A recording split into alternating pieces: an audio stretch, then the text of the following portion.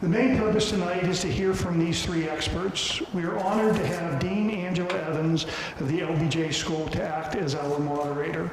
More about Dean Evans in a moment. We're going to give most of tonight's time to the panel with questions from the Dean. We will not be taking verbal questions from the audiences, but we are collecting cards, so please submit your questions in that manner. The cards are available at the registration table if you haven't already filled one out. During the last 15 minutes of this forum, we'll pose selected questions from the cards we receive. We will be concluding the program this evening promptly at 6:30, but we'll leave time for the media interviews afterwards.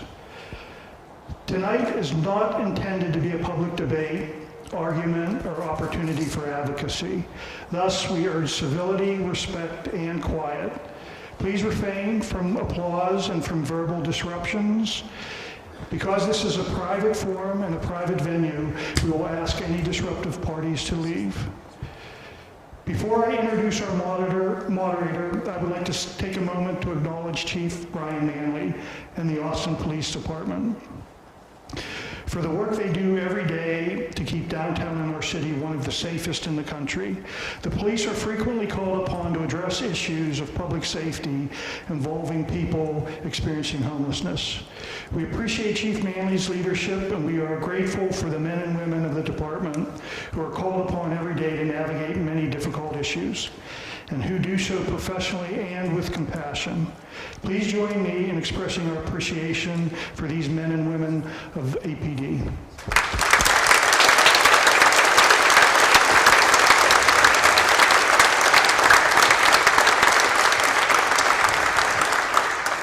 I would also like to recognize Councilmember Kathy Tova, who has joined us. Kathy's in the front row here, so thank you, Councilmember, for joining us. And now it's my pleasure to introduce Dean Angela Evans, who is the esteemed Dean of the LBJ School of Public Affairs at the University of Texas. Dean Evans has led the LBJ School since 2016 and is Professor of Public Policy. Prior to being Dean of the LBJ School of Public Affairs, she spent 40 years in public service to the U.S. Congress. Dean Evans, thanks so much for being here and for leading this forum. Thank you. Can you hear me? No. Can you hear me now? Sort of? Not really? Now can you hear me? Thank you, Dee, and thanks for all of you to be here tonight. This is going to be an important discussion. And the reason why I really believe in this type of thing is because at the LBJ School of Public Affairs, where we're trying to train the next generation of people to get into public policy, as well as my previous life with the U.S. Congress. It's really important. Four things are really important when you're dealing with public policy. One is to understand what the real problem is. If you get the problem wrong, you get the solutions wrong. Two, that the problems have to be defined by evidence and data. If you make decisions without that, then you're leaving yourself open to mistakes. Three, the solutions that you choose should be feasible, should be something that you can implement. And four, all policy can be amended. So once you have implementation and you think about that implementation and how that implementation works or doesn't work, you bring it back to how you define policy in the future. So that's one thing, one of the reasons why I really believe in this forum and this ability to talk to the community about things. The other thing that's really important about public policy, I don't have to tell you this, when you have public policy that reaches a city level, a state level, a national level, that means problems couldn't be resolved at a level below that. So these are not easy answers. There's a lot of tensions here, and our country is based on tensions. You know, it's individual rights versus public safety, public good. These are things we deal with all the time. So this is not new. Austin's a very strong community. We've got wonderful people here. We've got wonderful people on the panel, and so we should all be proud that we are able to talk and, you know, solve these problems together. So thank you very much for the opportunity to be here. I appreciate that. So with that, I'm going to introduce the panel. I don't think they need a lot of introduction, but I'm going to introduce them anyway. So this is Chief Brian Manley. Everybody knows him. And the chief has been with the Austin Police Department since 1990. He served as interim police chief, and then he was made last year the permanent chief. Everybody was very excited about that choice. And just recently I found out that you were named in Fortune 500's 49th top leader in the world. I mean, that's pretty amazing.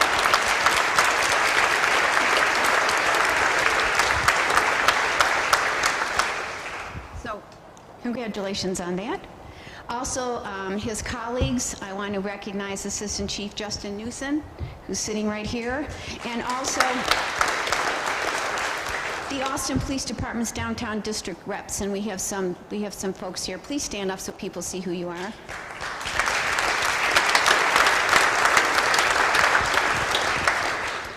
It's also my pleasure to introduce you to Veronica Briseño, who's an LBJ alum, by the way.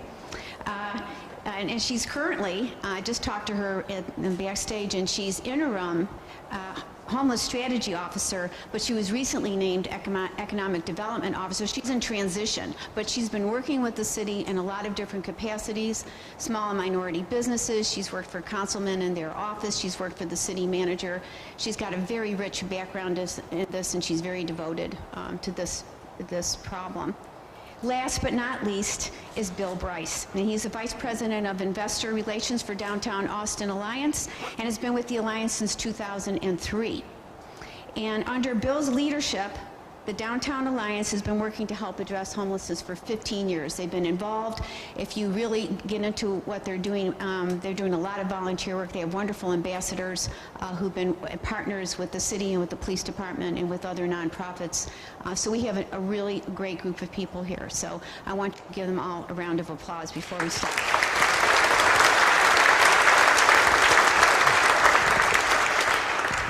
So what I thought I'd do is start the question sort of an icebreaker this way, which is I'm going to give each of them about 5 minutes to tell us what they would do, what kind of perceptions or myths that they want to dispel before we start, in terms of both those who are experiencing homelessness from their perspective and also from their perspective of how they interact with the homeless. So we're going to start with Chief Manley.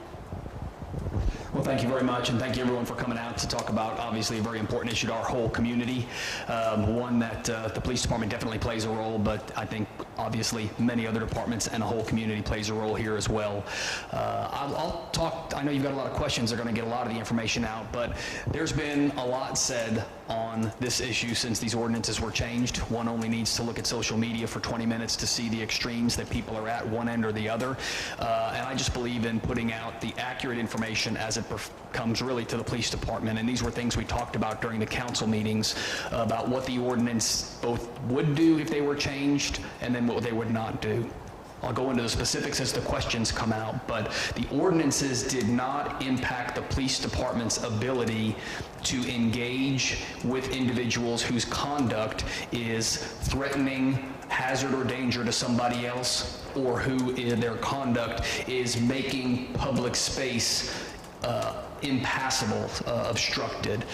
It really, the change was our ability to work in areas where we had had great success in quality of life issues, calls we would get from individuals that were camping in front of a business, sitting and lying in front of a business, sleeping in a public space, and our ability to go in and interact with those individuals, and as I'll talk about later, the specific numbers, to talk about the success that we had in getting people to change that behavior voluntarily. I think there's been a lot of discussion about the number of arrests that were being made of homeless individuals and how this impacted their ability to get future housing. And the numbers don't show that. For the past couple of years, we had a significant decrease in the arrests of homeless individuals. I believe the year leading up to the change, it was in double digits. We had gone to a more robust cite and release program where we would cite an offender and then they would be released at the scene. But again, a lot of what we did didn't even involve either of those actions. Instead, it was voluntary compliance. There's also been discussion about our interaction with the homeless individuals and all the work that our officers have done to help the homeless community. and that will continue. If an officer is on patrol or gets called to a scene and we come across a homeless individual that is in need of some type of medical assistance or mental health assistance, we're going to assist just like we did prior to the ordinances. The big change for us is our ability to interact in instances that do not meet that threshold of hazardous or dangerous. And so that's probably been the biggest change. And at the end of the day, we recognize that we are dealing with human beings here, human beings who we have sworn to protect and serve just like the rest of our community, and they have just found themselves for one reason or another in the circumstance that they're in. And so we will continue to provide services as we can to them, but also to uphold our responsibilities for public safety here in Austin. So I think I'll probably just leave my opening comments at that, because I know you've got a lot of questions that'll root out a lot of the specifics. So that's a good caveat to what I wanted to speak about, which I think one of the biggest myths about homelessness is not looking at it as a human issue. It's a very important issue, and we're talking about an issue that is dealing with the most vulnerable in our community. These are members of our community, they're our neighbors, and so forth. And the reality is that what makes an individual experience, or what is that instant that results in somebody experiencing homelessness, are not experiences that are foreign to us in our own lives. It could be the loss of a job. It could be not being able to afford your rent because it increased. It could be a divorce. It could be domestic violence, and so forth. And many of these things are what we experience in our own lives. And often it happens to an individual who loses their home as a result. So I think as we're looking at our answers and our solutions and what we as a community, the city of Austin and the greater Austin community, provide as solutions, we need to keep that in mind. As we're looking at the people that we are trying to serve and to help, we need to reach out, work with them in a compassionate manner, but in a thoughtful and meaningful way too, so that we're providing solutions that go to the data and so forth, and provide the resources that we need for our most vulnerable of our community. Thank you. Good evening, everybody. I think it's important to recognize a couple of things. One is that, to Veronica's point, this is about people experiencing homelessness, people that have, in many cases, a number of different issues affecting them, including poverty, potentially mental illness, substance abuse, and other factors. It's also important to note that we cannot enforce away the problem of homelessness. APD plays an important role in maintaining public safety, but the police are not the answer to homelessness, but sometimes are the first, last, and only resource that is available or called upon to address problems that sometimes result from people experiencing homelessness. Downtown Austin Alliance plays an interesting role in this equation because we are extremely involved in a lot of different efforts to try and solve the issue of homelessness, while at the same time to maintain a safe, welcoming, and clean downtown. So we kind of play it down the middle and have our hands in a lot of sides of this issue. It's unfortunate that a lot of what we see manifesting every day downtown, right front and center on Congress Avenue and Main and Main, sometimes I think taints our perceptions of what people experiencing homelessness are or are like. I can tell you that not all people experiencing homelessness have mental illness or substance abuse addictions. Many do. A lot of people want help. A lot of people don't know where to turn for that help. We have funded research that demonstrates that people don't know where to go for the services they need. And when the only answer that we have, or that the police department has, is go to Arch, that's not an effective answer or solution. There are many actions and activities underway. We applaud the City Council for the steps that they've taken to prioritize homelessness as a top strategic priority.